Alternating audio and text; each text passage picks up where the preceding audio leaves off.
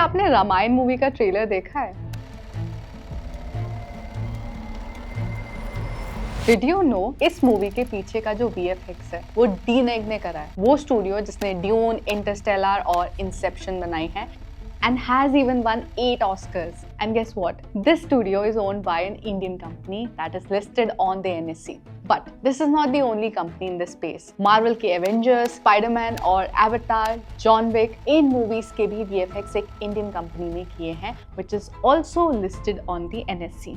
In fact इनमें से एक कंपनी में रणबीर कपूर खुद इन्वेस्टेड हैं. So should you invest too? Welcome to another episode of Markets Decoded, where every episode we take one big market topic, cut through the noise and decode it, so your money decisions are driven by clarity, not just headlines. I'm Kanishka Gupta, and let's get started. See, in this episode of Markets Decoded, we will decode India's VFX sector and 3 listed stocks. Again, these are not recommendations. Let's get some background before we get into the stocks. क्योंकि stock समझने से पहले sector health समझना बहुत जरूरी है. EY FICCI की 2026 report के अकॉर्डिंग इंडिया का एनिमेशन और VFX सेगमेंट 2023 से 2025 तक डिक्लाइन हुआ है. क्यों? इफ यू वुड रिमेंबर 2023 में हॉलीवुड में 2 बड़ी स्ट्राइक्स हुई थी, राइटर्स एंड एक्टर्स की, protesting against the use of AI in films and television. Now that has impacted production timelines not just in Hollywood but even for these Indian VFX companies whose order books still largely depend on movies outside India. So is the worst over for these companies? See, recovery अभी आ रही है 2028 तक 138 billion rupees, which is 10% CAGR. But unlike FMCG और pharma, ये हमेशा बढ़ने वाला structural sector नहीं है. On top of that, Hollywood orders पे डिपेंडेंसी ज्यादा है. Now let's look at the value chain. जब एक फिल्म बनती है उसके 5 स्टेजेस होते हैं: pre production, production, post production, distribution and monetization.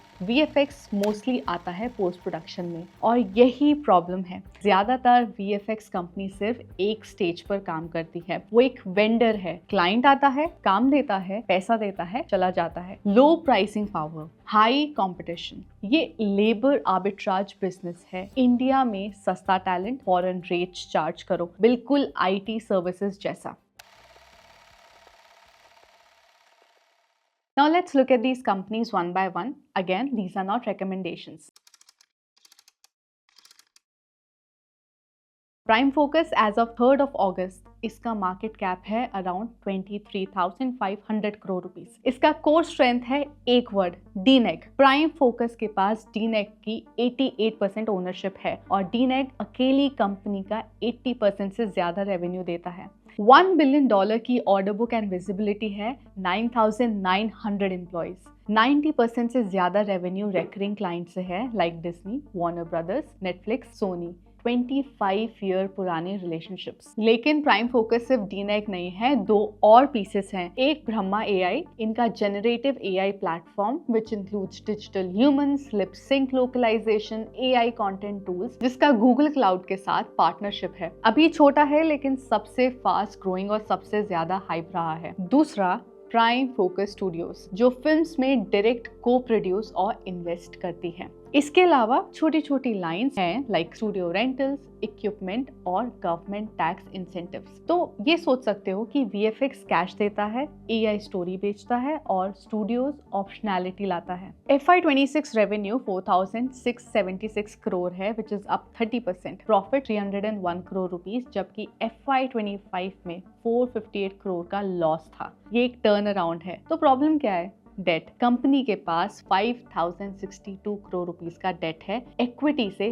3 गुना ज्यादा. हर साल 500 करोड़ से ज्यादा सिर्फ इंटरेस्ट में जाता है, विच मीन्स जब बिजनेस चला तो ठीक, लेकिन जब स्ट्राइक्स आए यही debt affected the bottom lines. और एक इम्पॉर्टेंट बात, मई 2026 में रिलायंस अल्फा सर्विसेज नाम की एक एंटिटी ने 353.79 करोड़ का क्लेम पर एक 2019 के लोन अग्रीमेंट से प्राइम फोकस के अगेंस्ट NCLT में इंसॉल्वेंसी पिटिशन डाली थी और कोर्ट ने उसे एडमिट कर लिया. स्टॉक ने लगातार लोअर सर्किट्स हिट किए. कंपनी ने यह अमाउंट एक इंटरेस्ट बेयरिंग अकाउंट में जमा कर दिया. As of 1st August, फिलहाल तो company is out of this fiasco, and as per the very limited information, it seems like the company has settled the case. Valuation की बात करें तो स्टॉक एक साल में ऑलरेडी काफी रैली कर चुका है. PE is around 100 times as of 3 August. Market ने पहले से मान लिया है कि रामायण ब्लॉकबस्टर होगा और सब परफेक्ट चलेगा। अगर एक्सपेक्टेशंस के अकॉर्डिंग परफॉर्म ना करे तो डाउनसाइड उतनी ही तेज हो सकती है। See you are looking at a turn around plus highly leveraged plus priced for perfection stock एक सिंगल मूवी इवेंट के आसपास। ये एक स्टोरी स्टॉक है। रामायण के बॉक्स ऑफिस को एक बाइनरी इवेंट की तरह देखो, फंडामेंटल की तरह नहीं। और हाँ, रणबीर कपूर इस कंपनी के शेयर होल्डर भी हैं। अच्छी कहानी, लेकिन एक सेलिब्रिटी का पैसा लगाना इन्वेस्टमेंट थीसिस नहीं होता and we have explain this very well in one of the videos. Next is Basilic Fly Studios. इसका market cap around 500 crore rupees है। ये एक एसएमई स्टॉक है। इसका आईपीओ 179% प्रीमियम पर लिस्ट हुआ था। आज स्टॉक अपने हाई से लगभग आधा एक साल में अराउंड 50% करेक्ट हुआ है। लेकिन कंपनी का बिजनेस FY26 में गिरा नहीं, बढ़ा। Revenue 34% up 408 crore rupees, profit 13% up, debt लगभग 0 है और PE is just around 10x। तो स्टॉक क्यों गिरा? क्योंकि आईपीओ की हाइप नॉर्मलाइज हुई। अब असली कहानी, बेसिलिक अपनी ग्रोथ के लिए प्राइम फोकस की सबसे बड़ी मोड को टारगेट कर रहा है, उनका टैलेंट। कंपनी ने FY26 में 14 सीनियर लीडर्स हायर करे ILM और नेटफ्लिक्स जैसे स्टूडियोज से। इनमें एक नाम है एड्रियन डी वेट, जिन्होंने 11 साल डीनेग में काम किया, हैरी पॉटर, द मैट्रिक्स जैसे प्रोजेक्ट्स पर। सोचो, इसका मतलब प्राइम फोकस का मोड क्या है? उसके सीनियर VFX सुपरवाइजर्स और उनके क्लाइंट रिलेशनशिप। और एक 500 करोड़ की छोटी कंपनी उन्हीं लोगों को लेकर आ रही है। ये सीनियर हायर्स महंगे हैं और इन्हीं की वजह से Q3 और Q4 में मार्जिन प्रेशर में है।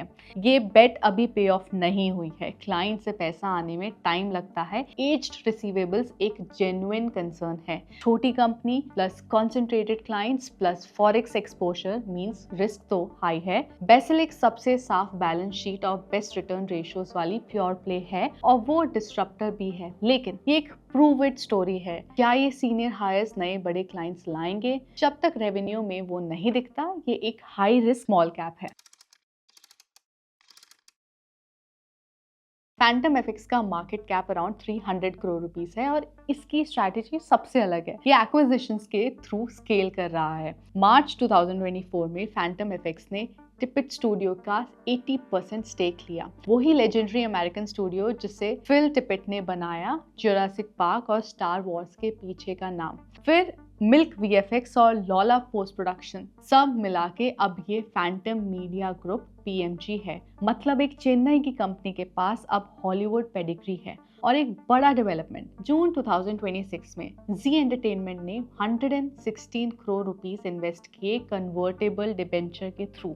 मतलब अब एक बड़ा लिस्टेड मीडिया हाउस इसका स्ट्रेटेजिक बैकर है और कंटेंट पाइपलाइन भी दे सकता है। ग्रोथ इनऑर्गेनिक है एक्विजिशन से, पर स्टूडियोज को इंटीग्रेट करना is not an easy task. FY26 के ऑडिटेड रिजल्ट्स डिलेड, NSE ने फाइन भी लगाया। छोटी कंपनी में ये गवर्नेंस सिग्नल्स बहुत ज्यादा मैटर करते हैं। प्रमोटर होल्डिंग डाइल्यूट हुई है अब अराउंड 45%। फैंटम एफएक्स के पास अब दो चीजें हैं जो और किसी के पास नहीं है, टिपिट का हॉलीवुड नाम और जी का Indian pipeline. Forward setup interesting है, लेकिन ये सबसे छोटी, सबसे इलिक्विड और इनऑर्गेनिक ग्रोथ पे डिपेंडेंट स्टोरी है। Now let's come to the main question, where can you actually invest? बहुत सारे VFX स्टूडियोज अभी भी लिस्टेड नहीं हैं। अगर आप मीडिया या VFX थीम में बिना इन छोटे प्योर प्लेस के रिस्क के साथ इन्वेस्ट करना चाहते हो तो EY FICCI report says animation VFX के साथ लाइव इवेंट्स सबसे तेज बढ़ने वाले सेगमेंट्स हैं। वहाँ इनडायरेक्ट एक्सपोजर में सारेगामा, टिप्स जैसे नाम हैं। Now let's summarize this with 4 points. Number 1, great sector का, ग्रेट बिजनेस का मतलब ग्रेट स्टॉक नहीं होता। VFX एक genuinely world class Indian capability है, लेकिन बेसिलिक और फैंटम एफएक्स दोनों पिछले एक साल से डाउन ट्रेंड में हैं और सबसे बड़ा प्लेयर अभी लीगल केसेस में फंसा है। इंडस्ट्री और स्टॉक दो अलग चीजें हैं। पॉइंट नंबर 2, ये सेक्टर सिक्लिकल है, स्ट्रक्चरल नहीं। ये सेक्टर हॉलीवुड पे डिपेंडेंट है। स्ट्राइक्स, बजट कट्स, डिलेस ये नॉर्मल है इधर। पॉइंट नंबर 3, ये वेंडर है या इससे ज़्यादा। सी प्राइम फोकस ने वर्टिकल इंटीग्रेशन की, VFX, AI प्रोडक्शन, IP, इसलिए वो प्रीमियम और ज़्यादा रिस्क कमांड करता है। बाकी मोस्टली सिंगल नोड वेंडर्स हैं। जितना ज़्यादा वैल्यू चेन उतना ज़्यादा मोट, लेकिन उतना ज़्यादा कैपिटल और डेट भी। पॉइंट नंबर 4, छोटे स्टॉक्स में बैलेंस शीट पहले, स्टोरी बाद में। Promoter pledge, debtor days, debt जैसे फैक्टर देखो, ये नंबर्स आपको स्टोरी से ज़्यादा बचाते हैं। ये एपिसोड स्टॉक टिप्स की लिस्ट नहीं है, ये एक फ्रेमवर्क है ताकि आप खुद इन स्टॉक्स को समझो और अपनी रिसर्च करो। If you found this insightful, do subscribe to Fires and share this with your investor friends जिन्हें नहीं पता कि इंडिया में ऐसे भी कुछ कंपनीज हैं। I am Kanishka Gupta and I will see you in the next episode of Markets Decoded. Till then, stay informed and keep investing with FIRES. Investment in securities markets are subject to market risks. Read all the related documents carefully before investing.